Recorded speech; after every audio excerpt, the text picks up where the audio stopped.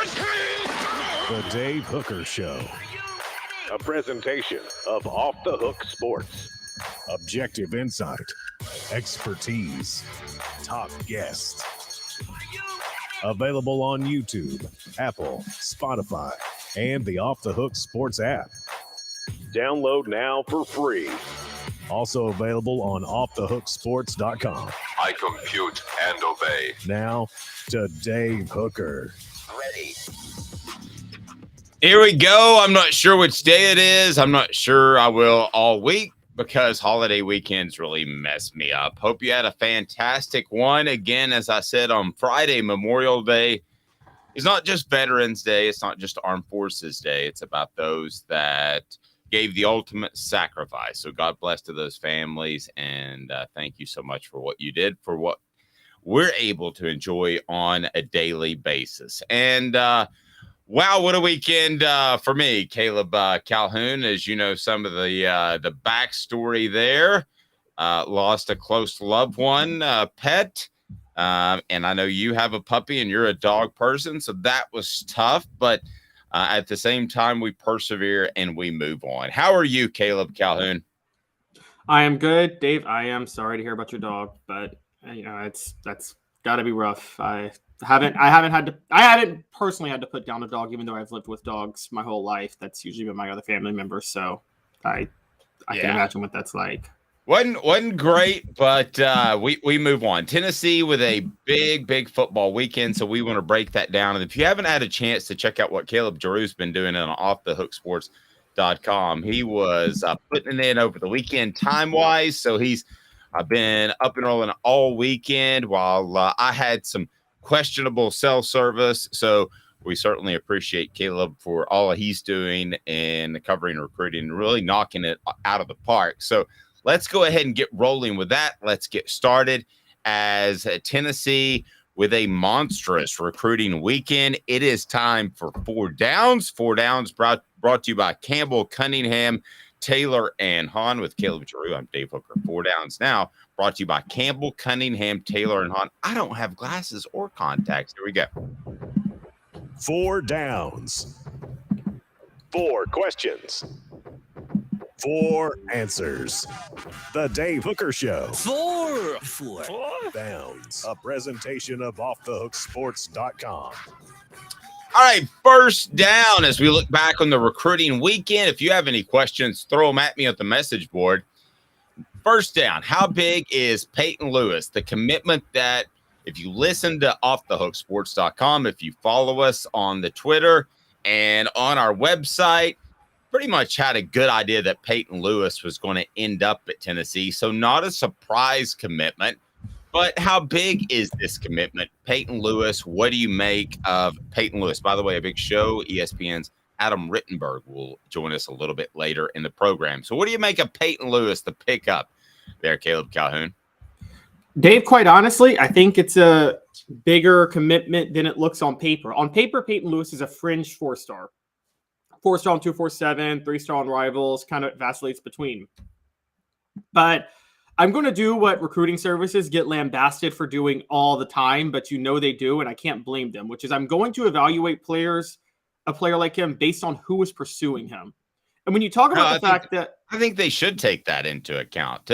No, I hope that they would take that into account. Some probably don't. They think they can evaluate an athlete as well as anybody, but I don't think that's the case. I think if Nick Saban starts showing a lot of interest in a young man, that you should take that into account. Sorry to interrupt. Go ahead. Yeah, I agree. And so he chose Tennessee over Alabama, South Carolina, Georgia, Penn State, and Florida. That's a pretty good collection of schools that wanted him. It wasn't like he chose Tennessee over Virginia, where he's from, or anything like that. He chose them over some pretty big name schools. So I would say that this is actually a pretty big pickup. He's uniquely tall for a running back, I would say, at 6'1". And depending on what Josh Heupel wants, I would assume that he's going to be your feature every down back. And if that's the case, he probably needs to put on 15 pounds. But one night needing to put on 15 pounds and you're more than 2 years from enrolling on campus isn't that big of a deal. So that you got plenty of time to put that on with summer workouts. So I think this is a great pickup for Tennessee. Honestly, I think it's a very underrated pickup. I think when you look at, again, every school on there is in the top 10 in recruiting this year, except for Florida, I think. But I think Florida's right fringe top 10. So I think this is a great move for Tennessee to add Peyton Lewis. Yeah, I think it is too. And I think the goal is to find that special tailback. I feel like they have. This is not a shot at Jalen Wright, who, if not for the fumbling issue, we would have seen more of last year. It's not a shot at Jabari Small, who continues to get banged up even despite adding the 15 pounds. But I feel like you've got a bunch of, to date ourselves a little bit, you got a bunch of Tony Thompsons. You got a bunch of Travis Stevens. That's not a shot. But I don't think that you have the elite, I'm going to hammer you down throughout the game type of tailback right now, nor do you have the home run threat yet. I think you'll have that with Dylan Sampson. But I think that if this offense finds a special tailback, which I don't think they have on the roster yet, as far as a complete 3-down type of tailback, and remember, they've got to do that with tempo. If they find a special tailback, it hits a whole nother gear and a whole nother level. I don't think you have to have it, but I think you really want to have it. Yeah, basically, they don't have Tony Thompson. I mean, they have Tony Thompson. They don't have Chuck Webb. Thank you. Yes, they don't have the guy. They've got the guy that if the blocking's what it should be, he's got the right vision and athleticism to get the yards he needs to get. They don't have the guy that a designed call for a 5 or 6 yard gain can turn it into an 80-yard touchdown run. They don't have that guy yet. And that's always, you're right, those type of running backs, those really special running backs you always want. Quite honestly, Dave, outside of all-purpose backs, Alvin Kamara is obviously an all-purpose back. I don't know if Tennessee has had a back like that since Jamal Lewis, have they? I know they thought Gerald Riggs was that, but I didn't really think he was. No, I was about to tell a joke, and you've got your Tony Thompsons, you've got your Travis Stevens, and then you've got your Jalen Hurds in that group because Kamara should have played more than Hurd. But I didn't think that joke would play. So no, I think you've got a bunch of very good tailbacks. I think a special tailback is a 1 in a million. Smoky Mountain Red says that a huge add, that speed and Heupel's offense will make defenses have to play man-to-man on every snap. I agree. I think that Tennessee wants the Alvin Kamara type because you can be so deadly in the passing game and you are playing 3 downs. At 6 foot, 190 pounds, is Peyton Lewis that guy? Once he puts on another natural 20 to 25 pounds, he's at 225. I think he can be that guy because he's a fast guy. Dylan Sampson, who you know I've crowed about a lot to this point, Caleb, is a guy that I don't know that necessarily has the size to be a 3-down back. So I think you've got to run special stuff for him. Before we get to second down, remember Campbell, Cunningham, Taylor, and Hahn. That's where I got my LASIK done. Not wearing contacts. I am not wearing glasses, and it's awesome. Campbell, Cunningham, Taylor, and Hahn. They are fantastic. All right, so let's get to second down. Second down, as we look back on Tennessee's big 8-6-5 recruiting weekend, second down, was the weekend a huge or respectable success? Anytime you pick up a commitment, it has to be a success, but second down, huge or respectable success? Respectable. It will be huge if they can maybe get a couple of steals and they make sure they lock up Boo Carter. If they can lock up Boo Carter, that will make it a huge success because that's really the one that they really need to lock up more than anybody else. And if they get Sammy Brown, it's a success greater than huge. I don't know where you go above huge, but if they can get Sammy Brown and Boo Carter, those are the two to watch out for. Right, the 5-star linebacker Boo Carter out of the Chattanooga area. So that leads me to third down. I will say it's a respectable success, and if one of those guys drop, let's try to say this week because we want to attribute it back to this specific visit, and there's a chance Boo could drop this week or later this summer based off what I'm told. So will the Vols get another this week? That's third down. I will actually say no. They don't pick up another commitment this week, but don't be surprised if you hear something from Boo on a Monday afternoon or Tuesday that he wants to go this week. Just based off what I've been told, don't be stunned if that happens. But I will go now as of this moment that the Vols do not pick up another commitment this week. I agree. And the biggest reason I agree is because the surest lock on this list, Edwin Spillman, who also might, I think, be the most overrated on this list, but that's a different story. But the surest lock on this list wants to take all his official visits before he commits, and that's not going to happen until the summer. So I think Edwin Spillman's going to commit to Tennessee, but he's not committing this week. Smoky Mountain Red says respectable. I'm going to say that too.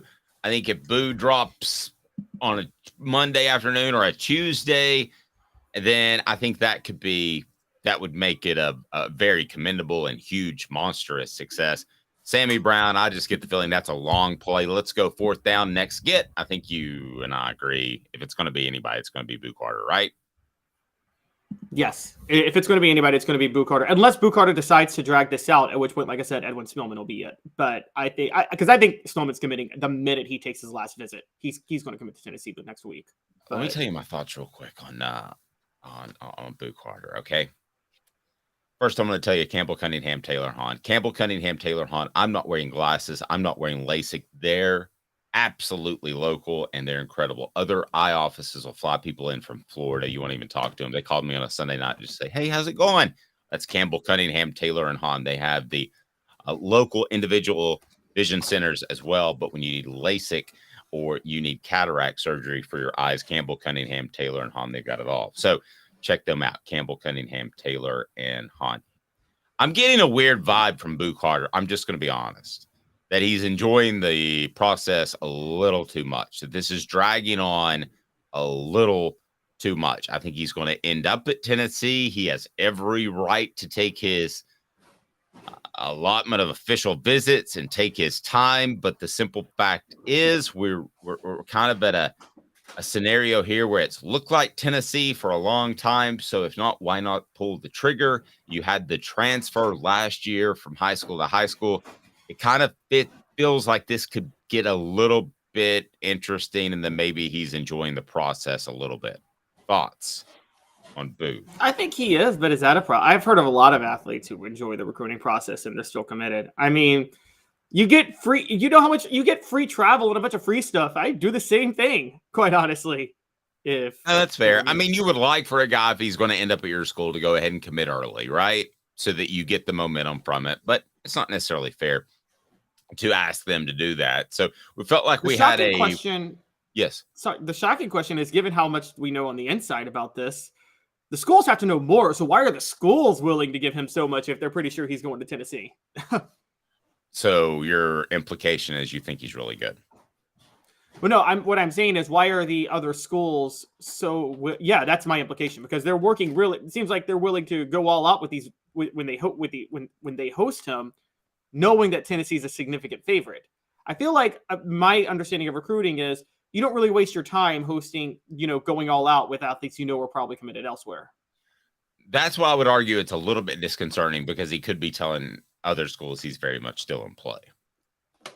So yeah, I'll just throw that out there. I think that he ends up at Tennessee, but it's gotten to the point where it would be a bigger loss than a bigger get at some point, because his name's been on the forefront of recruiting for so long that if Tennessee were to lose him, I think it would be a monstrous negative. If they get him, it's pretty good. And I'm not trying to undermine his talent whatsoever. It just seems like this has gone on for quite some time. So Boo Carter, we'll see. He was there over the weekend. This is a group of guys that were already committed, like the Merklinger kid, and they're kind of recruiting each other, or they're on the verge of committing. So I think that's why you saw Peyton Lewis go ahead and drop. And then a change on Tennessee's roster. We didn't really see this one coming. At least I didn't. We will get Caleb's thoughts. What the H? What the? What was he thinking? Release the hounds. The Dave Hooker Show. Keep cool. A presentation of offthehooksports.com. So we have a young man entering the transfer portal, one that I did not think would happen. What can you tell us about some movement in Tennessee's football roster, Caleb Calhoun? Yeah, so defensive lineman Deshaun Terry has entered the portal. He had 6 tackles for a loss over the past 2 years, 3 sacks, 35 tackles. Has been a pretty solid rotational linebacker. He transferred to Tennessee from Kansas, was one of Josh Heupel's first transfer signees when he first took over, and now he's in the portal. I think he was a solid rotational player. He's the type of rotational player you want, but I think this is a sign of the success Tennessee is having at defensive line among other players more than anything. I think what happened was DeJoun Terry, I think he realized he was going to be the odd man out after spring ball. I think he waited until now because I think they say you're not supposed to do this. I believe they do. I believe kids do this. I think that he was taking my advice and making sure that he had a landing spot before he decided to pull the trigger and enter the portal. And so my guess is you're going to see him land somewhere pretty quickly after this. Yeah, and it may just be Kansas, right? Could he end up at Kansas? Back at Kansas? Yeah, I mean, I've already seen that possibly perpetuated by a Kansas website that wants that to happen, but I guess that's a possibility. He doesn't, to me, have the pedigree just to open up the door, and obviously doesn't have the pedigree to call Alabama or Georgia, right, and say I'm coming, or Ohio State, Michigan, any of those schools. But he could he call? Does he have the gravitas to call a Kentucky or a South Carolina? Or I'm trying to think of another team that's kind of on the verge of competing for a national championship. I don't think he's we call it anywhere, somewhere, nowhere guys. He's a somewhere guy. I don't think he's an anywhere guy that could just call up anybody and say, hey, I'm showing up in Tuscaloosa, right? I agree. He's a somewhere guy. Dave, you've talked about him a lot, and we haven't seen him take that next step, but we've talked about his potential. Could this be a sign of Elijah Simmons finally being what we think he can be? It could be, but if it is, you bring up that point. It's a great point. It could be Elijah Simmons, but here's the other thing: do you ever have depth from the defensive line and offensive line with the transfer portal? I mean, there are guys. I mean, there was a time where Albert Haynesworth was depth. I know that sounds crazy right now, but he wasn't the first guy to run out on the field, and being able to play extensively in a backup role helped him become one of the greatest defensive tackles of our generation at one point. But he was depth at one point. So if I'm a school, if I'm a coach, I look at this guy in particular in Terry, and I think that's the guy you don't want to lose, because by the end of September, if a guy goes down or he plays at a high level, he could be your starter. Yep, Billy Ratliff played in place of Jeff Coleman as our Celebrate 98 series goes on, and we've got a lot of people lined up this week. Billy Ratliff played in place of Jeff Coleman at times because Jeff was the older, more established player. Billy Ratliff doesn't make that play against Arkansas if Jeff Coleman doesn't look over and say, Billy, I need you to step in here. I'm gassed. So that's the part that concerns me. You want at least 4 defensive tackles, more like 6 to enter the season in the SEC, because a couple of guys are going to fall by the wayside injury-wise. Dave, I think they have that. I think they have 6. I'm going down the roster now. Let's just name even without Terry. Even without Terry. Okay, so let's name the go-tos real quick. There is Karat Garland, the experienced veteran of the group. There is Amari Thomas, the potential superstar of the group. Let me get what Hank Kingsley thinks about all these guys. Yeah, so if they're ready to be starters or they're ready to be productive players, by the way, here we go. Hey now. Both those guys are. All right, and then here's third, also ready to be a starter, Bryson Eason. Hey now. Agreed. So we're already halfway there. All right, let's just name the other guys that we're talking about that could be on here. Tyree West. That's a barely hey now. Hey now. But we're talking already at 4th on the roster. Now, the guy I'm high on, who I think pushed Jordan Phillips into the transfer portal back in December because of what he did when he arrived early, a true freshman, Nathan Robinson. That's crazy. I'm not ready to go there with Nathan Robinson yet. You're not ready to go there with Nathan Robinson. You may change my mind in 3 months, a year, or whenever, but I'm not going there yet. That you would look at him and say, it's Alabama this weekend. Simmons, West, these other guys are hurt. You got to start. I mean, they have to fit that mold. It's not just taking snaps. So what you're saying is we're still stuck at 4 then. Okay, I'll go 5. Arizona State transfer, Omar Norman Lott. Hey now. I'll give you that one. All right, they have 5. So they may have 6. Also, They may have 6. They have 5. All They right. may have. I'm not even done. Elijah Simmons. Oh, you didn't even mention Simmons. All right. Maybe a little optimistic, but we'll see. Adam Rittenberg joins us next. He knows more about the Big Ten than anybody I've ever seen in my life. That includes you, Herb Street. With Caleb Calhoun, I'm Dave Hooker. I love his work, and we'll talk to him here momentarily. Stay tuned. 2 minutes. He's Caleb Calhoun. I'm Dave Hooker, offthehooksports.com. And Craving Wings South North Shore location, where we've heard people say that you can get the best wings in East Tennessee. Pero ¿quién es este? El número 87, Jacob Warren. I'll just do 6 of my sauce 87, please. Imposible, señorita. Dale 6 más. Look at these wings. Perfectas, deliciosas, fantásticas. Man, I don't know what you're saying, but it sounds awesome. How do you say fresh, never frozen in Spanish? Frescas, nunca congeladas. Make your way to Craving Wings and get you 6 más. But what was funny about Kate is we were a full continuum of care at that time. We had detox, we had inpatient, we had outpatient. So we were doing a lot of the things that we do now. But now we just do them so much better. It's really a simple program, but we're complicated people. I am what I am, and now I got to do something about it. You can take your life back. Call Cadis today. Got cataracts? We can fix that. Never miss another moment. With a little help from Doctors Campbell, Cunningham, Taylor, and Hahn at cctis.com. Do you want to own the more that owns every job? Then get to Vassey Lawn and Garden in Cleveland and get you a Toro. I'm David Vassey, here to talk to you about Toro. With a Toro Zero Turn, you'll get more out of every minute and you'll reach the finish line faster. At Vassey's, we like to say, no matter if you're mowing 3 acres a week or 11 lawns a day, homeowners and business owners alike find confidence in equipment they can trust from top to bottom. Vassey Lawn and Garden, Highway 60 North in Cleveland. Man alive, it's worth the drive. Our family has been creating jewelry since 1986, each piece unique with a story all its own. I'm Rick Terry with Rick Terry Jewelry Designs. I'm a jeweler, and I want to be your jeweler. We're grateful that you chose us to be Knoxville's best jeweler. My family and staff look forward to serving you. So please come see us. Kingston Pike and Campbell Station Road in the heart of Farragut, and downtown on Gay Street, right next to the Tennessee Theater. A college football tradition like no other. Yes, sirree, boys and girls. Or a guy that just won't leave. Wow, that is sad. The Dave Hooker Show, YouTube, Apple, Spotify, and the free Off the Hook Sports app. A presentation of Off the Hook Sports. Back to Dave Hooker.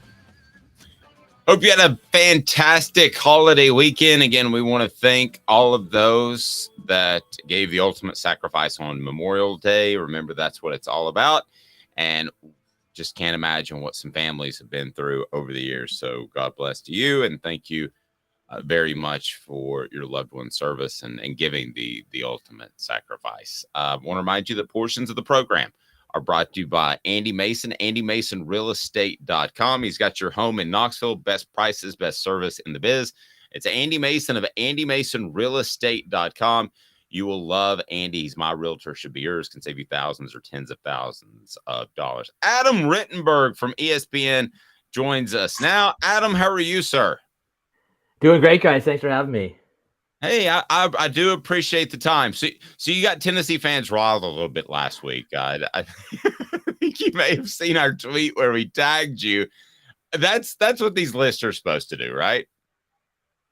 Definitely part of it. I mean, not everyone's going to be happy. Hopefully people can appreciate, that it's May, and I guess everybody needs something to get riled up about. And there's a little bit more nuance to this one in that it's not just a 1 year look. It's a 3 year projection. It's really personnel based. So recruiting rankings matter.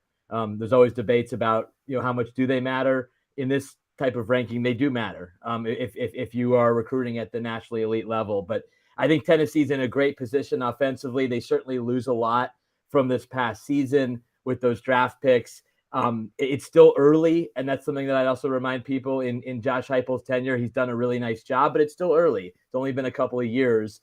And teams can adjust to you. There's still a little bit of the prove it out there for Tennessee, but I think the program's in really good shape, and I think people will be happy with where Tennessee ends up in the team rankings, which I'm putting together right now. Oh, there you go. Nice tease. When does that come out? I think it'll come out either end of next week or the following week. It's more of a programming issue on our end, but the piece is about 60% done. I've already done the Tennessee blurb. I can't tell you where it's going to be, but I think fans will be pretty happy with where the Vols end up. All right, good stuff. So you've got the top 5 offensive power rankings, and a lot of people do these sorts of things, but explain yours, how it is more than just this upcoming season. It delves into the future. If you can kind of discuss how you came up with this idea and what factors into that. Yeah, we've done this for a few years across sports at ESPN.com, especially in the ESPN Plus space. And it's a 3-year projection. So it's having a lot of starters returning is great, but if all of them are seniors, you're looking at a major reset in this case for 2024. If you have a lot of starters coming back who are going to be there presumably through the 2024 or maybe in some cases 2025 season, that can certainly help your cause. But then it goes to the recruiting rankings. It goes to the transfer portal, how well you've done in those areas. That also factors into where teams end up. So, again, an offense that is senior laden and a team that isn't recruiting that well, you might be a little less bullish on that particular unit versus one where there's a track record of success, head coach, quarterback, guys going to the NFL, and then they're also doing well in both the traditional recruiting areas, but also in the transfer portal. So, for example, Florida State has done really well in the portal the last couple of years, and they've taken a step up offensively with a lot of guys coming back from last year's unit, which was pretty good. So, that's an example of a team that wasn't even ranked last year. That's ranked, I think it was 10 or 11 in the offense rankings, and will probably end up around the same in the team rankings this year.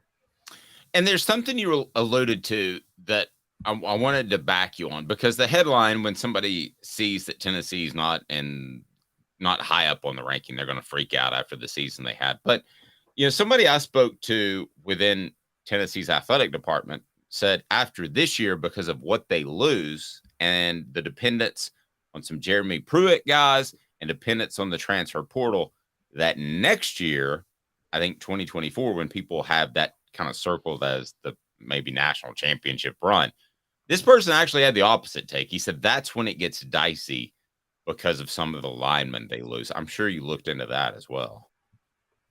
Right. Yeah. And again, people naturally, their eyes go to quarterbacks, and we do one of these specifically for quarterbacks for that reason. Quarterback position, I'm not going to ever minimize the importance of that spot and having insurance if, your starter doesn't play well or goes down with injury. Tennessee's in a pretty good spot from a quarterback standpoint.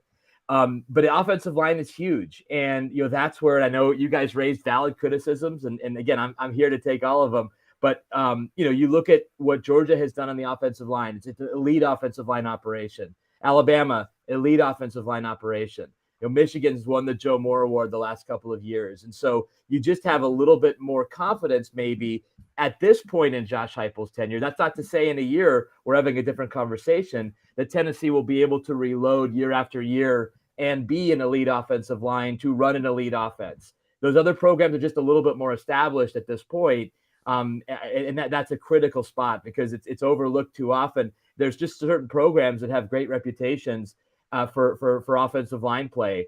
Notre Dame is one of them. Notre Dame's trying to pick up in other areas. They've nailed the offensive line. Michigan has taken a major step forward as far as their offensive line play. Penn State, one reason why they are so bullish on this season and feel like they can contend for the Big Ten and the college football playoff is they finally figured out the offensive line. That was a spot that was lacking considerably. James Franklin went through several O-line coaches. They just couldn't get that spot right. If health holds, they should be one of the better offensive lines in the Big Ten this year. Florida State, the team I just mentioned, I did a story on this a few years ago. They may have been the most underperforming position group in the country, O-line, for a while. That's why they went through all those coaches, and they were just a disaster. They have now, thanks to Alex Atkins, Mike Norvell, gotten to a place where they feel pretty good about their O-line spot, this year's group, future groups, recruiting portal. They're able to bring in some good players on the O-line. So that's a critical spot. It's a good question. So, Adam, to the issue with Tennessee, I totally understand your point about the offensive line, and I'm going to name a couple of schools. You just named one who I think we feel safer saying they're going to have a better offensive line in the next couple of years in Tennessee, or they're more likely to. They're at least more sure. However, with the quarterback issue, how do you reconcile Tennessee having beyond Joe Milton, Nico Iamaleava, versus Alabama, who right now looks really, really desperate at quarterback? They don't look like they have their guy. And also versus Michigan, who, yes, I know they got Jaden Davis, but Jim Harbaugh doesn't really have the best track record of getting the most out of five-star quarterbacks. So comparing that, how do you reconcile putting those two ahead of Tennessee with that issue? Yeah, I think the Alabama one for sure is a valid concern, because in the immediate, there's certainly a bit of red flags going on in Tuscaloosa. That's why you bring in Tyler Buckner, who's far from a savior. He's a guy that has a lot of talent, but still has to avoid those multi-interception performances and it's got to stay healthy. And I don't think he was going to beat out Sam Hartman this spring at Notre Dame. Their recruiting is still pretty good behind him, even if the two quarterbacks who competed this spring don't pan out. They have other guys who might be a Nico. You just don't know. We don't know if Nico is going to be Nico yet. That's a little bit of the unknown. Certainly Tennessee in the immediate has a better quarterback situation than Alabama. Michigan's an interesting case because you're right that over the course of Jim's tenure there at Michigan, they haven't been great at quarterback.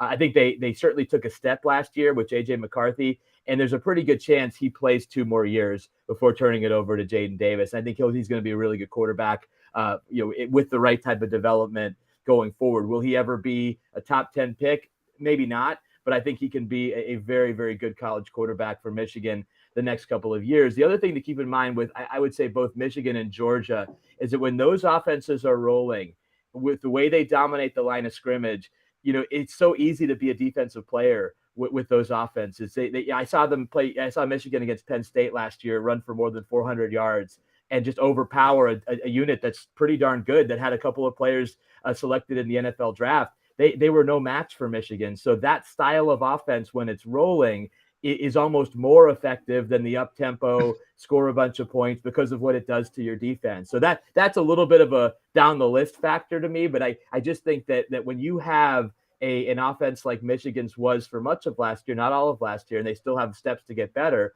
but a unit like that can average over 40 points and dominate the line of scrimmage and dominate time of possession, that does wonders for your defense and makes it really hard for anybody to beat you. So, Adam, I've got a little bit of old school, new school to me.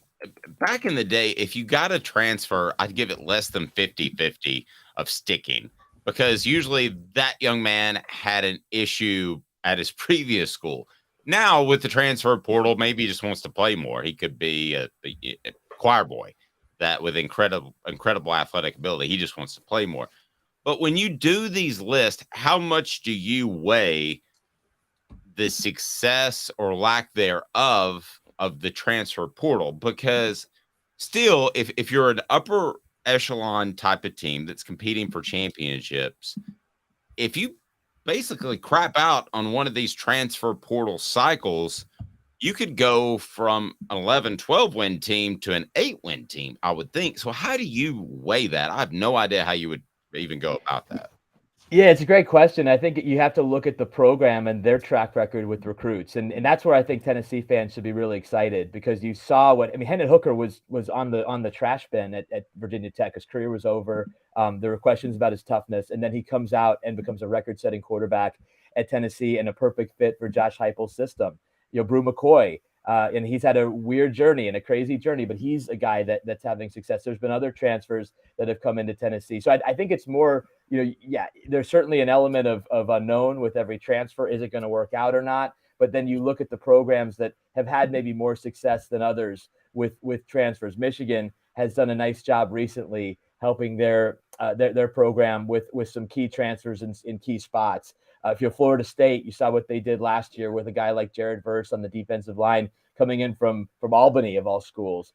So that's a point in their favor. Doesn't mean that all transfers are going to work out. I think that's why Colorado is such an interesting test case this year, guys, because they've brought in so many transfers from so many places, most of whom who don't have a whole lot of production behind their name. They may be big time recruits who didn't work out for whatever reason. Is it going to work there in Boulder? That's what makes it so interesting. So I guess I look at it like how does a program and a coach do with how they've done over the course of their career with different transfers? How does that program accommodate transfers and allow them to be the best that they can be? And I think that's what makes Tennessee and its offense so attractive to players because of what they've already done with some transfers, Hendon Hooker being at the top of that list.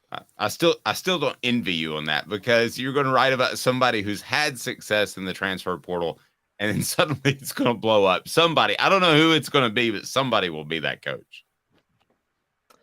Yeah, I mean, listen, it's a part. Every coach has to deal with this year to year, and some of them aren't going to be as strong. But I think it's also, you look at which coaches. It's almost, at least at the quarterback spot, going to be almost a guarantee that they have a draftable quarterback, or a quarterback who's putting up numbers that really jump off the page. Lincoln Riley is at that point. What he's been able to do it with transfers, pretty good chance that a guy like Dorian Singer, who is an all Pac-12 wide receiver at Arizona, is going to go to USC and have a decent impact with an already talented group. He's obviously had tremendous success with quarterback transfers. Caleb Williams, I don't even know if that counts because he recruited him to Oklahoma, but he's obviously having great success there. So I think it's just looking at the coach, looking at the system. I wrote today for ESPN.com a story about DJ Uiagalelei at Oregon State trying to get a fresh start, and then 5 other quarterbacks around the country that are trying to get fresh starts. This is just part of the deal. Keaton Slovis, who was one of the players I wrote about, he's on his 3rd school, BYU. Maybe BYU's the place that brings out the best in him. Devin Leary going to Kentucky, trying to get that bump that Will Levis had a couple of years ago with Kentucky coming in from Penn State. So it'll be fun to track it in 10 years of the portal, which schools have done the best with transfers and which ones have fallen short. Adam, that's a perfect seamless transition, because that's what we were going to ask you about next, was the article you did today on the quarterbacks looking for a fresh start. And you saw quite a few interesting ones on there. Who of those do you think is the best of the quarterbacks looking for a fresh start, the most likely to have success this year? Yeah, it's a great question. My instinct is to say Sam Hartman, because he's of those 6 players that I profiled, he's not necessarily one who's coming off of an injury like Devin Leary is, or needed a scheme change like DJ Uiagalelei, or even Brennan Armstrong, who was a record-setting player at Virginia. He's essentially reuniting with his offensive coordinator Robert Anae at NC State, trying to recapture that magic. Whereas, Sam Hartman, yes, he has to learn a new system. It's a bigger stage. Notre Dame, not nearly as talented at wide receiver, I think, as Wake Forest has been. And so that's an area where he's going to have to make those players better. But, I mean, shoot, the guy's the ACC all-time leader in touchdown passes, number 2 in passing yards. It's hard to envision, Sam Hartman really struggling too much, with that type of experience at Notre Dame. But they're all interesting. Hudson Card, for example, at Purdue, they're installing the air raid offense there with Graham Harrell. He's really excited to be part of that offense. I don't think he necessarily has the talent around him.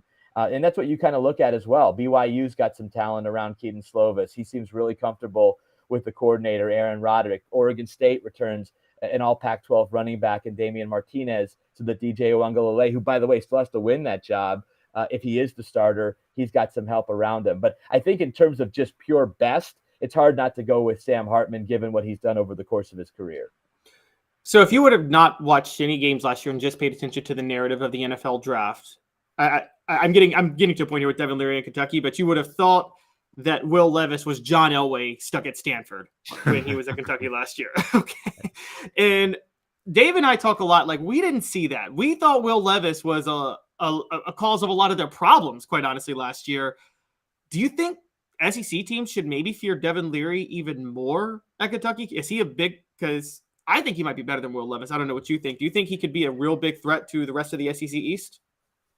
He could be. Now, there's a couple of factors here. Will Levis thrived when Liam Cohen was the offensive coordinator, and then Liam left last year for the Rams. Now he's back. That certainly is in line to help Devin Leary. I think the issue at Kentucky is, will they have the offensive line to allow Devin to be at his best. That offensive line for Kentucky had been a staple of theirs. I know their coach passed away a few years ago. It was a horrible situation. They did not seem the same to me. That doesn't absolve Will Levis and some of the mistakes that he made last year, because I agree with you. There were times where he was the reason that Kentucky was underachieving. I was there preseason, guys, and there was so much optimism around Will Levis. I remember talking with Mike Stoops coming off the practice field one day, and he was, he's obviously been around for a long time. He was just saying how that is one of the best college quarterbacks he's ever seen. And so some of it's on him, some of it's on the O-line, some of it's on the other pieces around. But talking to Devin Leary, I think when healthy and when protected, he can be a really effective player, and it's really an interesting player to watch. I mean, shoot, the SEC East quarterbacks, guys, are fascinating this year, because you now have Leary in Lexington, you have Joe Milton, and who knows, possibly Nico in Knoxville. You have Spencer Rattler back in South Carolina. Georgia's got a competition. Carson Beck looking like the guy there, but it's an interesting group, and who kind of steps out and becomes an all-conference level player on that side of the SEC is going to be really interesting. Adam Rittenberg of ESPN, we greatly appreciate it. Adam, we'll talk to you soon. You do have the quarterback transfer story that is out there. Anything else you want to tease moving forward? Well, yeah, just the team power rankings, which again are it's a combination of the three previous versions: quarterback, offense, defense, that we've done already. That'll be coming out relatively soon, and then we'll have some more Colorado coverage later on this month, as that story just doesn't seem to be going away. No, it's not. Thank you, Adam. I appreciate the time. Thanks, guys. Thanks for having me. Adam Rittenberg of ESPN, and his story on the quarterbacks makes me wonder at some point, and it's up, by the way. Does Tennessee have a concern in that they're relying so heavily on the transfer portal? Yes. I mean, let's not debate that. I pride myself in being honest and objective with the message board, but listen, you're going to head into next season, heading into the 2024 campaign, and you've lost a lot, particularly on the offensive line. So are you depending on the fact that you'll get two offensive linemen that have chemistry, that are able to compete at a high level? This is different than Alabama picking up a Jahmyr Gibbs to fill a hole. This is Tennessee right now surviving on the transfer portal to get a Thornton to replace what they lost in the draft. We could go on and on and on about guys that they have gotten, obviously the quarterbacks, and the portal, the Peely to hopefully do what Jeremy Banks was supposed to do last year, at least statistically, maybe not as an impact player. He's a different kind of player. But do you see where I'm going here, Caleb? I mean, Tennessee right now has to hit on 75 to 80% of the transfers they bring in to keep playing at a high level. At some point, I don't think that's sustainable, which leads you back to high school football recruiting. And we brought that up, and it sounds like a wet blanket for some people, Caleb, but it's the facts. That still is the most important thing, not the transfer portal. Yes, and that leads to, there's two things that make this crucial. This next month may be the most crucial recruiting month in Josh Heupel's entire career at Tennessee. I didn't know you were going there, but I don't think you're over speaking that at all. I don't think that's hyperbole whatsoever. Yeah, I agree. It's he has to build his class for 2024. Then if he does that, if he has the recruiting month that he needs to have, then they need one more transfer portal all season where they go buy a bunch of talent with NIL money and whatever. And then they'll be ready to go for 2024 because they'll be stabilized with the transfer portal talent and then this elite 2024 recruiting class. And then 2025 comes and they can recruit again pretty well. And the 2024 class will be ready to step in and start playing. I think usually elite, like particularly on average, a 5-star is almost always ready to go by his sophomore year, right? A true 5-star. Well, he should be, or he's probably at that point, you wonder if he's a bust. So, yeah, or a high 4-star like Justin Williams-Thomas last year, the running back, you began to wonder if he wasn't seeing the field, and there was talk that he could be redshirted, which there was early talk on that from what I was told. That was not a good sign. Sometimes you can get a really good sign beforehand. For instance, I mean, I would be able to tell you already if Nico were stumbling. He's not. He's not stumbling. So, but if you want to look back at the 2023 class that was signed by Tennessee, it is 10th if you want to use the composite ranking, but Nico obviously is the headliner of that class. So is a guy like Ethan Davis, who is a little bit more of, I do believe, a project. So is a guy like, I think Arian Carter is going to be really good, but David Hobbs, is he going to be ready for year one? Same thing with wide receiver Nathan Laycock. I don't think he's going to be ready for year one. I don't think he needs to be. Cam Selden, the athlete at running back, is a 4-star guy. But I'm going down the list of the 4-star guys, and I've got to go pretty far down to find a Larry Johnson III, an offensive tackle out of Hutchinson Community College. So that's not even high school recruiting. Bison Lang, who I've heard good things about recently, and I think will be a player, a little bit more of a project. 3-star guy, 6'5", 335 pounds, needs to trim down a little bit. And then you get to the transfers pretty quickly. You also have Aiden Bussell out of Mount Juliet, but he's a 3-star guy. I mean, Tennessee needs to have 3 or 4 4-star guys that are committed on the offensive line each and every year.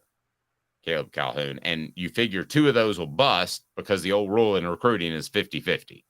So you figure 2 of those will bust. So you walk away with 1.5, 2 good prospects each and every year, Caleb. That's where you've got to be, not depending on the transfer portal each and every January and May. Yes, exactly. You need 3 to 4. And for those who question my second-year rule, we always talk about the Georgia trio here at Tennessee in 97. They all emerged in 1998. That was their breakout year, was 98, after they kind of flew under the radar. But you're right. You got to get 3 to 4 4-star offensive linemen. And you're right. You know, no more than 2 of them being bust. I mean, I go back to you don't want to go back here, but Dave, you don't want the 2002 class with Brandon Jeffries, Rob Smith. I'm pulling it up now. Heath Benedict, all highly touted linemen. None of them, I don't think, ever saw the field, did they? No, Heath Benedict ended up being a player. He at another smaller school, and I want to say he passed away shortly before he was drafted. Really? I'm sorry. I should have. Yeah, no, that's fine. But he and Philip Fulmer didn't see eye to eye. Rob Smith ended up playing a good. Well, I mean, we could take any year, but if you want to take the years under Philip Fulmer, for instance, I guarantee you there was a player or 2 that contributed to the offensive line at a high level, and it was at the very least a 2-year starter in each and every one of Philip Fulmer's classes. I don't think that's a huge, monstrous statement, is it? And that's not going out on a limb. But there were offensive line heavy classes in which your percentages were so bad it caused issues. Like, okay, the class I'm bringing up now, the 2002 class. Heath Benedict, Michael Munoz class. Where's the Michael? No, that was a 2000 class. Okay. But this one had 4. It had Heath Benedict, Rob Smith, Brandon Jeffries. None played for Tennessee, and then Cody Douglas, who I do think played for Tennessee, but I don't think he ever lived up to his 4-star billing, honestly. And you can't miss. Put it this way: you can't miss on all 4 linemen when they're all 4 and 5 stars in one class. No. That'll set you back. No, and I don't want to get into the recruiting rankings every single day, but they're going to get boosts and they're going to get stars by certain publications. So I'm going to tell you if a guy's really a 5-star or really a 4-star, or if he's actually a 4 or 3. And I'll tell you that as we go along. It looks like the one decision that'll come out of SEC spring meetings this week is how many actual permanent opponents will SEC teams have, and how many SEC teams will they play each and every year. Coming up, what's best for Tennessee, what's best for other SEC schools, what's best for the conference. 2 minutes. He is Caleb Calhoun. I'm Dave Hooker, offthehooksports.com.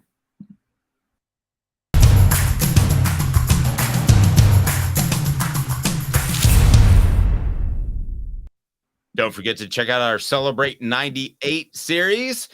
Coming up, we'll have the Travises, Travis Stevens, and Travis Henry. Back with you in 2 minutes. Sun, sand, and salt water, the beach is a very relaxing place. Unless you wear contacts. Ow! Open your eyes to the best the beach has to offer with LASIK vision correction from Campbell Cunningham Laser Center. Ah. Hi, Mike Davis here with City Heating and Air, reminding you to always dare to compare. Our team provides quality local heating and air service, installation, and maintenance across East Tennessee. We use only the best equipment like American Standard heating and air conditioning for your residential, new construction, or commercial needs. Honesty, dependability, and customer satisfaction have been the cornerstones of our business since 1961. City Heat and Air. Dare to compare.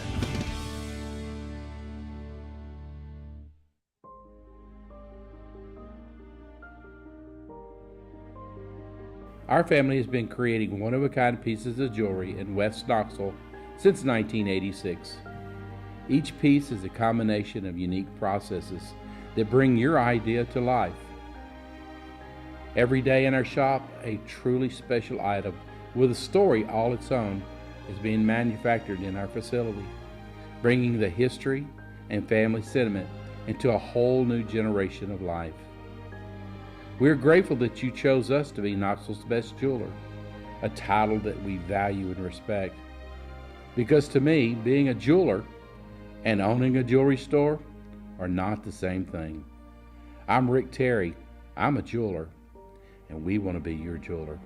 Kingston Pike and Campbell Station Road in the heart of Farragut, and downtown on Gay Street right next to the Tennessee Theater. When you want a hard cider that's easy to enjoy, one that's crafted to perfection, you need Tennessee Cider Company. Some say it's the signature cider of the South. Others say it's the cure to your craving. They all say you'll savor every sip. With a selection of ciders free to sample, all it takes is one taste. Visit tncidercompany.com for more information, as well as to shop our ciders and merchandise online. Thirsty yet? Doors open at 10 a.m. Who's this guy? Hello, wizard. The Dave Hooker Show, a presentation of Off the Hook Sports. What? YouTube, Apple, Spotify, and the free Off the Hook Sports app. Back to Dave Hooker.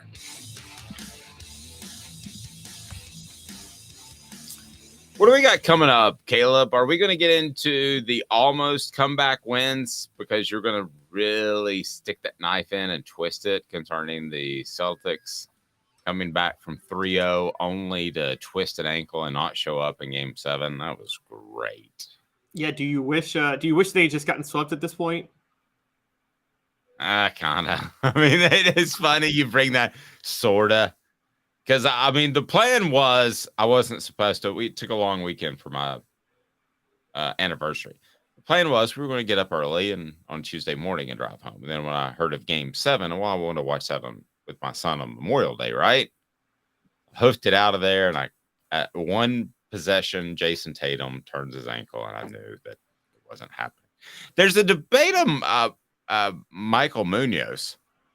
And I don't know why that's suddenly cropped up as a great offensive lineman for Tennessee. I thought he was very good. I thought without the Munoz name, he was just good. I didn't think that he was great, but there seems to be a lot of people that think he's great. And yes, Rocky Top Tom, Travis Henry is coming on. All of them are coming on. And I will tell Travis that he's the man. He's the man on the Celebrate 98 series. But was Michael Munoz a great offensive lineman? No, No, I remember watching Michael Munoz, and you could ask my brother, who was a little bit older than me, was hardcore Tennessee fan, and just like I was, and he was frustrated that Aaron Sears wasn't playing over Michael Munoz earlier in their careers. And now the only thing I'll say is there is the intangible factor and the leadership factor, and Michael Munoz was a great leader of that offensive line. I mean, after he graduated after 2004, you and I both know how out of shape the offensive line got in 2005. And I think that's because they didn't have a leader like Michael Munoz on that team, on that unit right there. But so leadership, he belongs somewhere on the line as a starter. But yeah, look, I'm sure you saw the raw potential in Aaron Sears the minute he stepped on campus, didn't you? Yes. No, I mean, Aaron Sears was a dog. I mean, he was one of the best offensive linemen that's ever played under Philip Fulmer, and that's saying a lot. So, I mean, he was very, very good. Michael Munoz was a good player who had degenerative knee issues early on. By the way, Mr. Jones asking if T. Martin is coming on. Yes, he is. So we've got a lot to get to on that, and we may have an announcement of another publication coming out shortly if I can ever get my ducks in a row. Thank you, Caleb, for helping out on that. By the way, what are you sporting? Like a Miami Vice type jacket? Is that what's going on? No, it is kind of a Miami Vice jacket with a old Hollister shirt. I have now canceled Hollister because the Abercrombie & Fitch CEO was just really, really mean and you know. Wow. Look at your man. Okay. But I got this before I found out he fat shames teenagers. Oh, well, I didn't know that. I'm not even completely sure what that is. Fat shames. Okay. How does he do that through his clothes? That's a whole nother discussion. What do people need to do? Jacob Warren. What's up, everybody? This is Jacob Warren asking you to like, subscribe, and share. Dave needs this. He does. All right. It is time for today's tough question. And I want you, the message board, to be incredibly interactive. If you're not, then I'm going to get very frustrated because this is what it's all about. Today's tough question brought to you by our friends at Craft Treats, crafttreats.com. Get the promo code 20% off with Off the Hook. Use the promo code Off the Hook. Get 20% off. Boom. Here we go. Today's tough question. Take a side. Take a stand. The Dave Hooker Show, a presentation of offthehooksports.com. D, I saw your post on the YouTube page, and I was about to respond to it during the show, but I have like a rule of not responding to it during the show. So, but I will respond to it. We've got 3 up right now of the Celebrate 98 series. We've got Jeff Coleman. Pardon me. We have Billy Ratliff as well. So we're off and rolling. Who's our third, Caleb? I can't remember. Like the worst. Eric Westmoreland. Yes, Eric Westmoreland. So this week I don't have my list, but we got the Travises, we got Steve Johnson, we'll have them all eventually. There are 3 out there right now, D. So you're correct. All right, so 8 or 9 opponents, 8 or 9 SEC games each and every season. I want to go down the pros and cons of both. What do you think of the concept of 8 or 9? Because it will have a big difference on the amount of permanent opponents. Will have a big difference on the landscape of what SEC teams are able to do. So what do you think, 8 or 9? I mean, I think it's owed to the fans for there to be 9. That allows a little more competitive balance. So it's not completely, if you do this one division, 16 teams in a pod system, it allows for at least a little more competitive balance where there's not a giant distance in the type of schedules 2 different teams will play.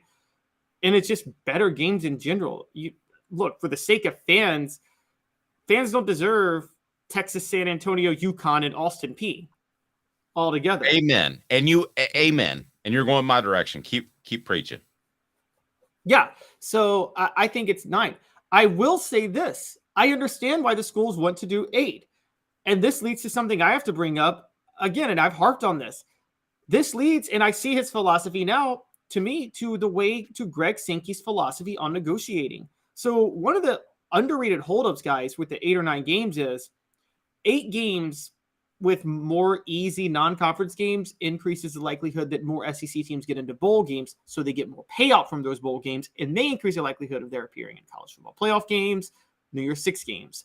The reason they're doing that is because Greg Sankey did not negotiate a good deal with ESPN. He should have demanded twice as much as what they offered him. He negotiated that deal before Texas and Oklahoma joined. And it sounds like ESPN is like, yeah, we're sticking with this sweet deal y'all gave us where we massively underpaid. And so I would say, I understand the school saying, hey, if ESPN wants the marquee games, that's why they want 9. They want more marquee games. I understand the school in the SEC saying, if you want marquee games, if you want more marquee games, give us more money. And Sankey is against that philosophy. He came out yesterday and he said money follows. And I'm like, no, money leads. It doesn't follow. I'm sorry. No. Here is exactly what you you need to think about with the two schedule models. And it's SEC spring meetings that are going on right now in Sandestin, Florida. An 8-game model would have members play one assigned SEC rival annually, plus 7 additional opponents that rotate in alternating years. A 9-game model would have members play 3 assigned SEC rivals annually, plus 6 additional opponents that rotate in alternating years. Here's the deal. You definitely want 9. And the reason you want 9 is a philosophical reason of that the SEC is going to be considerably better. So while you may play a Vanderbilt, really that's pretty much it right now, because we've seen Missouri and Kentucky have good seasons. Obviously South Carolina last year. So while you may play a Vanderbilt, and that may be a part of your 3 assigned SEC rivals on the 9-game opponent, well, good for you. I mean, that's probably going to be Tennessee. And I don't know that anybody else is going to have a surefire opponent as part of that 3 assigned SEC rivals, but there is Vanderbilt. So that helps Tennessee. But regardless, you want to see more SEC games. You want to see more SEC teams playing each other. That's my big picture philosophical thrust of this if I were making a decision. I want to see South Carolina play LSU, even though it's not a tradition right now. But I want to see more SEC games on an annual basis. So that's where I am. I think it builds the conference. I think that right now with the 12-team playoff, if you went 8 games and I'm an athletic director, I'm sitting back and I'm Mr. Burns. And I'm very, very intent on scheduling 4 cupcakes. And my non-cup cupcake is going to be like a Virginia, which is still a cupcake. It just has a bigger, more known name. So with a 12-team playoff, you're going to have 4 cupcakes if you go with an 8-game model. Whereas a 9-game, you've got 9 bona fide SEC teams. So that ain't a cupcake. Now you can do what you want to with the other 3. Philosophically, that's where I am. You agree or disagree, Caleb? Philosophically, I'm with you. Philosophically, I'd keep the divisions. I'd want 2 8-team divisions, move Alabama and Auburn into the East, Missouri into the West, and you play the divisions every year, because I think philosophically, it's more important to have annual rivals. That drives the conference. I mean, Tennessee playing Auburn, Tennessee losing their annual rivalry with Auburn was, a gut punch to a lot of older fans when this division changed in 1992. If Tennessee lost Alabama every year, and forget Tennessee, Alabama, I mean, how many rivalries would go by the wayside? Annual rivalries. People care about things like the series record in these rivalries, getting revenge, things like that. And if you do the 3-6, it gets a little better, but it's still Tennessee, South Carolina is one of the rivalries. So they're going to lose Kentucky and Georgia and Florida. And so I think that's where philosophically, I'm for the divisions. Still, I understand where the SEC is coming from not doing it. I will say I understand, but I would say that ESPN's got to pony up, man. This is too good of a deal for them. They should be willing to pony up more money. I'm not questioning that deal like you are, because I think the SEC's got something else in their back pocket. I don't think they make bad deals. And I think that they take into account the Marty and McGee show, for instance, talks a lot about the SEC. I think they take into account that ESPN is going to move towards being a very big proponent of the SEC and what they cover on SportsCenter. So I think some of that stuff is tough to put an actual value on, Caleb, but that's why I did like the deal. So if we're sitting here having the conversation and the deal is strictly what it was on paper, and you're not promoting the heck out of the SEC on SportsCenter every single night in the fall over other conferences, then yes, the SEC got the short end of the stick. But I think there's a gentleman's agreement that they're going to be covered at a very, very high level. I go back to the NHL. Was it Gary Bettman? And when ESPN signed up the NHL again, which they didn't have them for years, here's exactly what Gary Bettman said. He said, well, if you guys do half as good of a job of covering me as you did burying me, then I should be very happy with this deal. So you can get buried by ESPN. I'm not saying the Big Ten's going to get buried, okay? But Do I need to see a feature on an Oregon State quarterback who's never going to be relevant because of all the changes in conference realignment? Or would I rather see a story on a linebacker at Kentucky that could mess up Georgia or Alabama or Tennessee's title run? I think that's what you're going to see, and that has some value to it that may not be actually on printed page, if that makes sense. That probably does. They still could have gotten probably $2 billion more out of the deal. Agreed. There's they didn't get the best deal. There's a happy medium somewhere between what you're saying and what I'm saying. Yes, because the ESPN they're going to be incentivized by that. You don't have to worry about the gentleman's agreement. ESPN is going to be incentivized to cover the SEC no matter what, because they spend all this money on the SEC. It's not like the NBA asked ESPN to overcover them, as we know they do. ESPN's like, we spent a lot of money on the rights to NBA games. We need to cover them to make sure people are watching. Okay, but that's worth something, right? I mean, what is that? That's kind of innate. I can tell you, I can sell you something. I can sell you a car for $1,000. But if I tell you, if you know me, okay, first boat I ever bought was from Mike Stoll, who played offensive lineman for Tennessee. There was a comfort there in knowing that if I had a little issue with the boat, I could call him and he would say, oh, here's what you do. The starter does this. You just have to replace that. So there is something there that's a partnership that is more than just the cash exchanged, right? Yes, I agree. But they still could have got $2 billion more. You run a publicly, I mean, you're an investor. So pretend you run a publicly traded company. Okay. Yes, you need your value and your brand to be good. You also need people to think that you're more valuable than you are, don't you? Yeah. I mean, yeah. Okay. That's the problem with the SEC. The SEC is what Greg Sankey is doing is making the brand second to none. Best brand in America. By far. One, you don't have to work that hard. It already is the best brand in America. And Greg Sankey is making that brand superb and amazing. But the thing is, if you're going to make the brand superb and amazing, you should have some negotiators to negotiate a superb and amazing deal. You need people to perceive you as more valuable than the Big Ten. And right now, networks still don't perceive the SEC as more valuable than the Big Ten. That's stupid. They are more valuable than the Big Ten. There are 10 SEC teams probably in the top 20 that bring in revenue, and maybe 4 in the Big Ten, maybe 5. And the Big Ten is getting deals worth twice as much. Yes, misnegotiated, but here's what they did. The Big Ten was like, hey, let's get the money first, and then we'll do some horse trading to make sure it works out.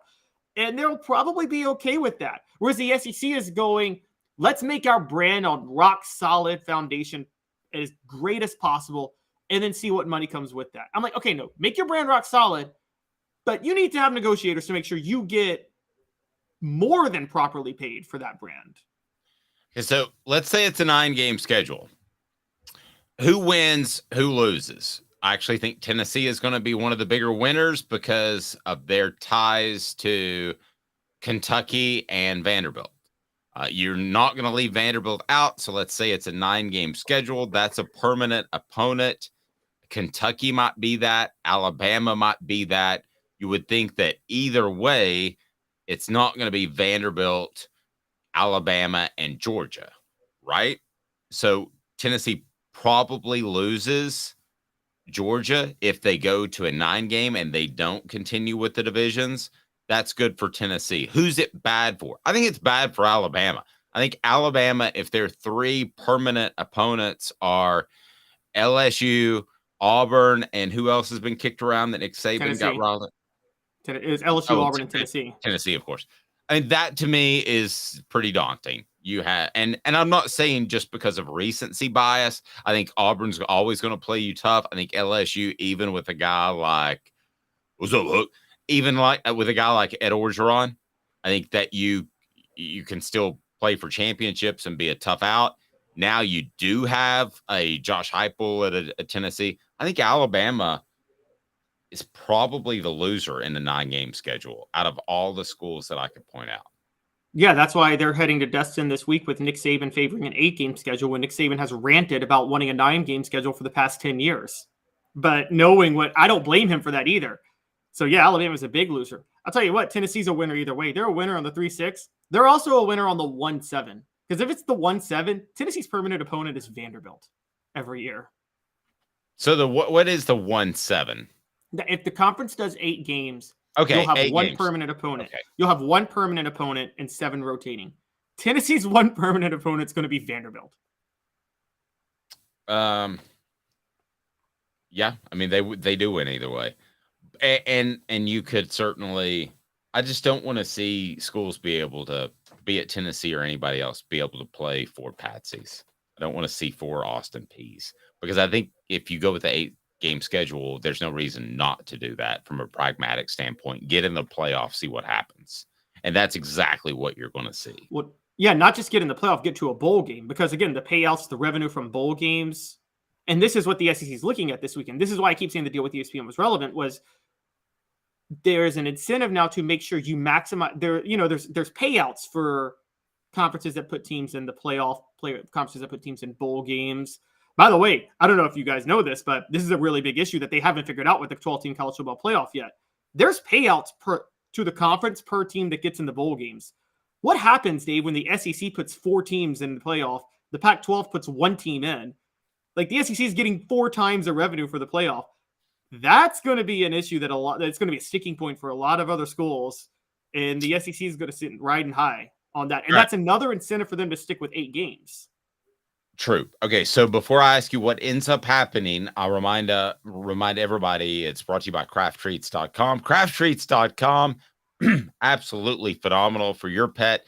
They can help with the arthritis issues. They can help with the social anxiety. They can also help with, how about digestive issues? Because they've got the CBD derivative in there, the chill pills. Go to crafttreats.com, use the promo code Off the Hook. The promo code Off the Hook, get 20% off. That's right, 20% off. And all you got to do is go to crafttreats.com. They have non-CBD treats as well, but use the promo code Off the Hook to get 20% off homemade, holistic, fantastic pet treats. So do they end up with 8 or 9? Who are the permanent opponents and how strongly do you feel? I think Greg Sankey on Memorial Day evening passed along the message that he really, really wants 9. It's not his decision. It is the ultimate decision of the schools.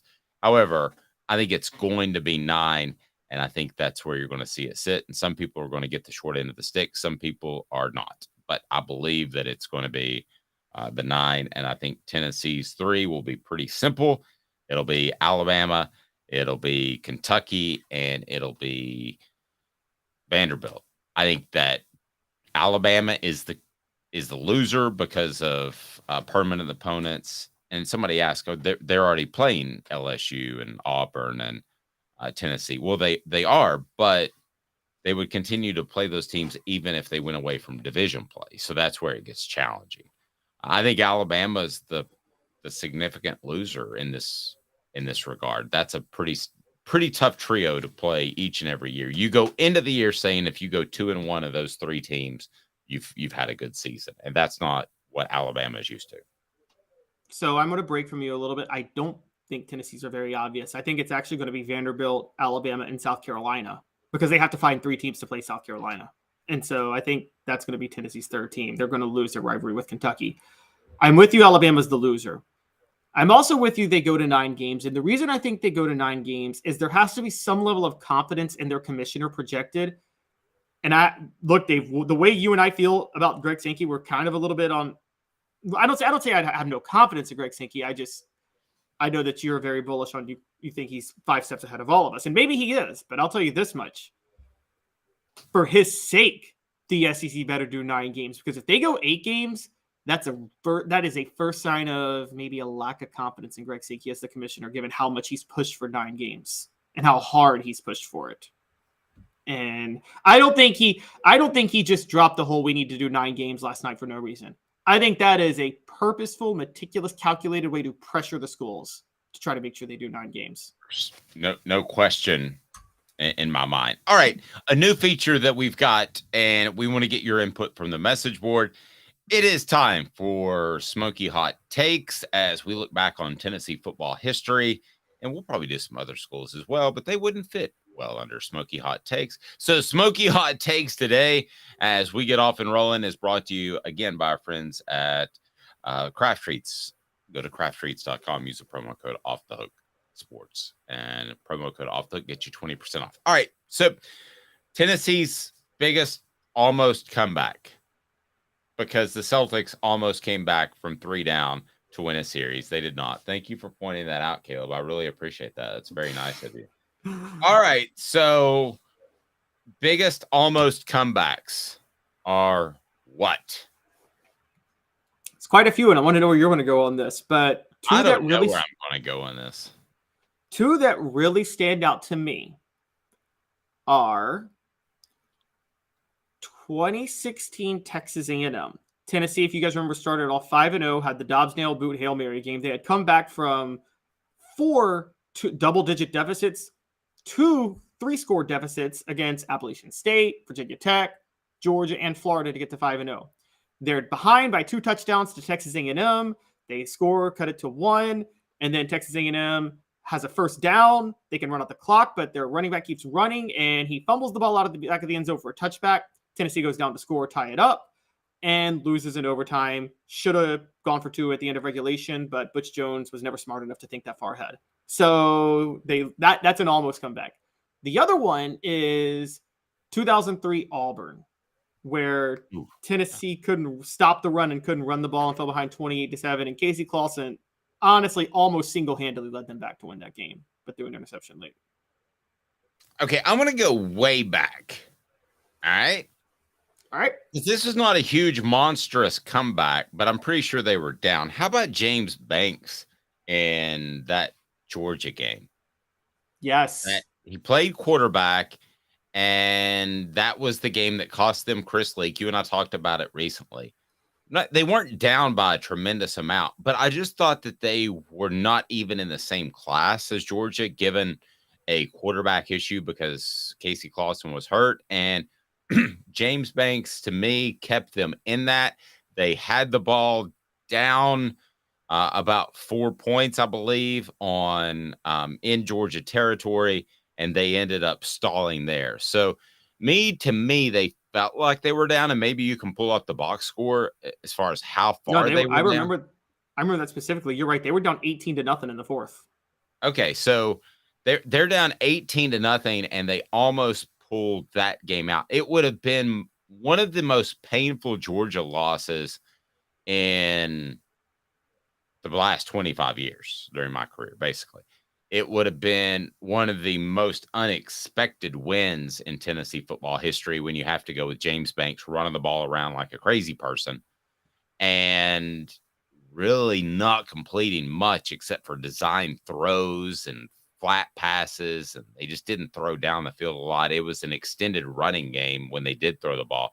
So that would be the one that they almost pulled off. But it's weird. It was their costliest almost comeback because they almost came back because Banks played so well and CJ Leak went out there first that it cost them Chris Leak and probably threw off their recruiting for the next 3 or 4 years because that was the plan. Yeah, so, it was a domino.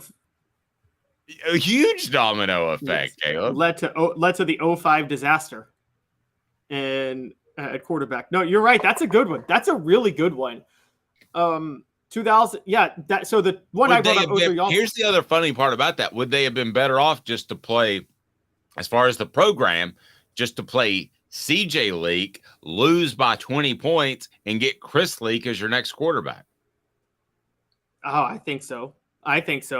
I mean, particularly when you lost out, unless you were trying to make James Banks happy for his future, and you lost out on James Banks anyway because he wouldn't put the work in.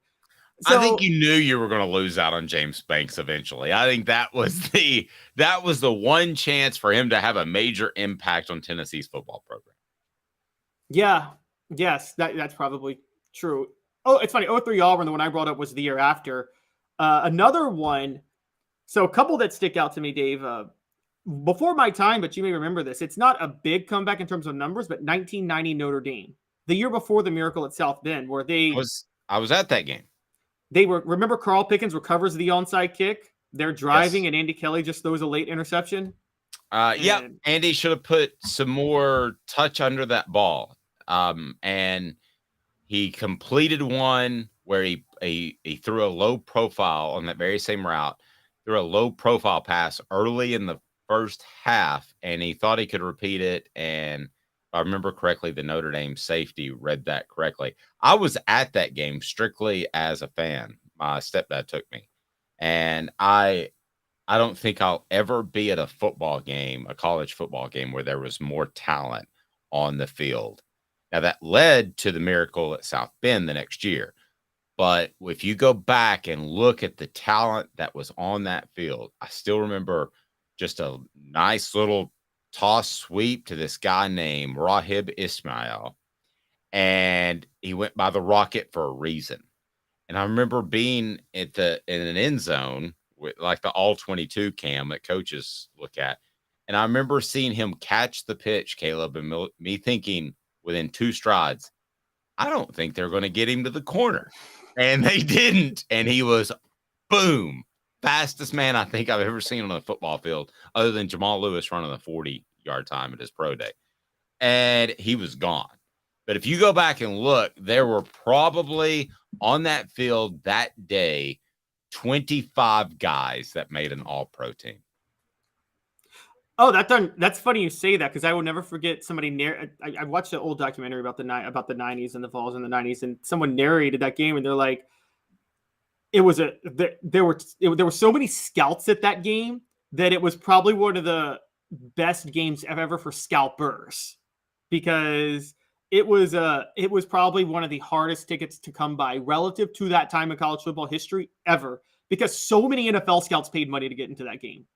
And so, yeah, I mean, that would have been an incredible comeback. They did it the next year, and that was very impressive. What was that? I said more legendary, 31-7 blocked field goal. Yeah, they do come back. So I'm reading Gene Wojciechowski, and this appeared in the LA Times. So if you look at some of the players, senior step forward beating Tennessee, Smith's interception near goal line. So the interception was from Rod Smith. I don't remember anything about Rod Smith, but I will throw you a couple of names out there. Chris Zorich, a senior and a captain. He played against Tennessee. This was such a big deal. He was actually injured before. You had Stonebreaker, who was a guy that played a lot. Zorich obviously did. Michael Stonebreaker was the linebacker. So you have Rocket. And Tennessee had Carl Pickens. Tennessee had Alvin Harper. Tennessee had, there was the amount of talent on that field was absolutely insane, Caleb. Yeah, and there was a freshman. Didn't he have Jerome Bettis? Yeah, a freshman bus was on that team. A freshman the bus.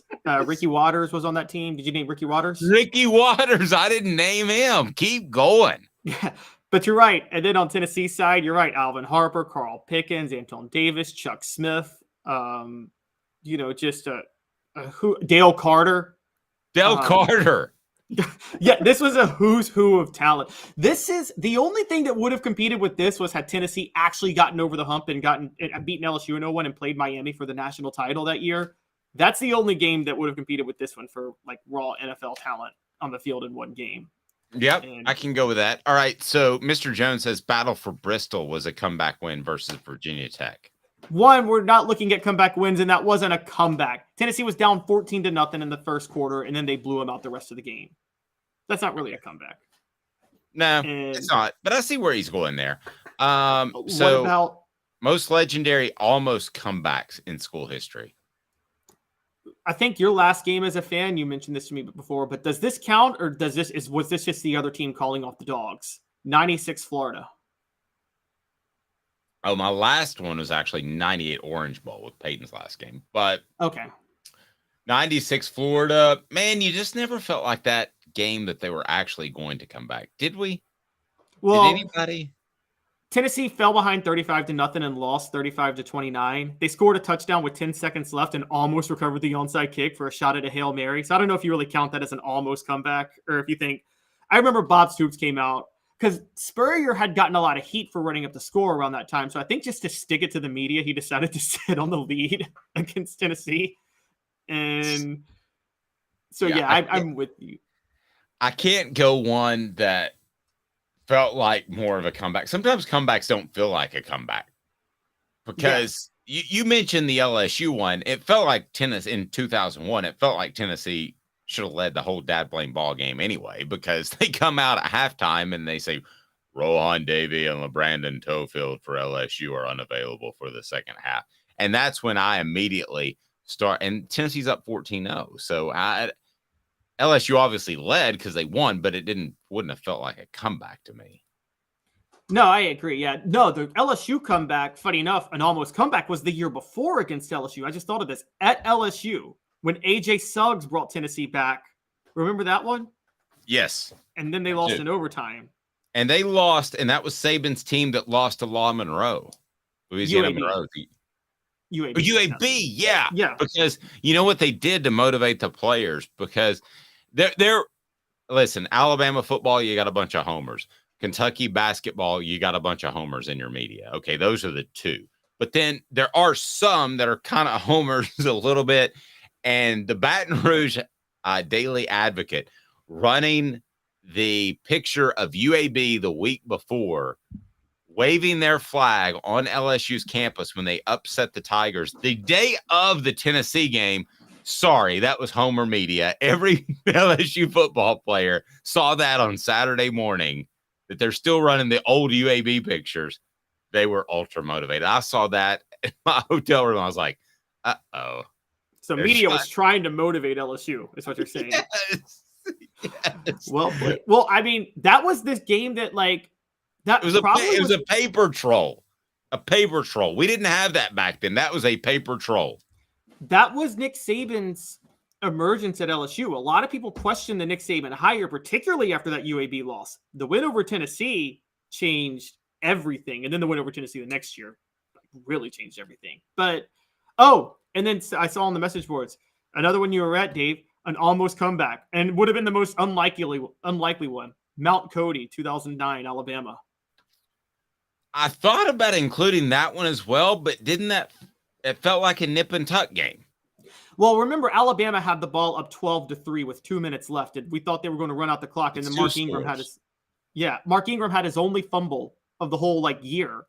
And then Tennessee scores a touchdown, gets the onside kick, and gets into field goal range. Just a bunch of things had to happen that you didn't think would happen for Tennessee to have the chance to win the game. And you and I disagree on this, but I still think Kiffin sat on the clock and tried to take the long field goal because he didn't want to shoulder any blame if he called the wrong play trying to get closer.